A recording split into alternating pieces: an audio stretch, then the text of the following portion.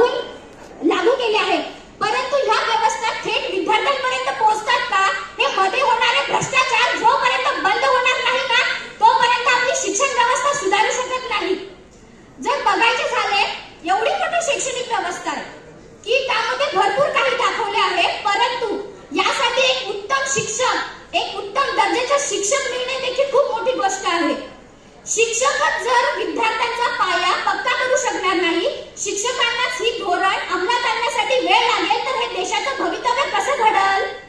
सगळ्या विचारधारा लक्षात घेऊन ही प्रणाली अंमलबजावणी करण्यासाठी आपला देश एवढा मोठा आहे, अंमलबजावणी लवकरात लवकर होईल आणि हे अंमलबजावणी करण्यासाठी जो वेळ लागेल, जी श्रम लागेल आणि जी एक प्रणाली आहे की जी सरळ पद्धतीने चालली गेली पाहिजे आणि भ्रष्टाचार कमी झाला पाहिजे, याकडे सरकार जास्त जोर दिला तर शैक्षणिक व्यवस्थेमध्ये जास्त सुधारणा होतील असे माझे मत आहे. मल्टिपल लँग्वेज शिकवण्यात येणार आहे आणि मल्टिपल एक्झिट आणि एंट्रीज आहे.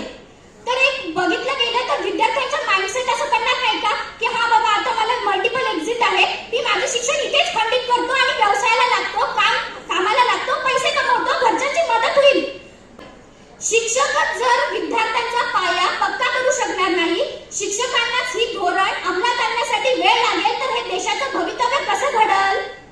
सगळ्या विचारधारा लक्षात घेऊन ही प्रणाली अंमलबजावणी करण्यासाठी आपला देश एवढा मोठा आहे, अंमलबजावणी लवकरात लवकर होईल आणि हे अंमलबजावणी करण्यासाठी जो वेळ लागेल, जी श्रम लागेल आणि जी एक प्रणाली आहे की जी सरळ पद्धतीने चालली गेली पाहिजे आणि भ्रष्टाचार कमी झाला पाहिजे, याकडे सरकार जास्त जोर दिला तर शैक्षणिक व्यवस्थेमध्ये जास्त सुधारणा होतील असे माझे मत आहे.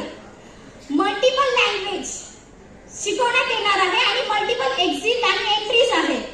तर एक बघितलं गेलं तर विद्यार्थ्यांचा माइंडसेट असं करणार नाही का की हा बाबा आता मला मल्टिपल एक्झिट आहे, मी माझे शिक्षण इथेच खंडित करतो आणि व्यवसायाला लागतो, कामाला लागतो, पैसे कमवतो, घरच्यांची मदत होईल.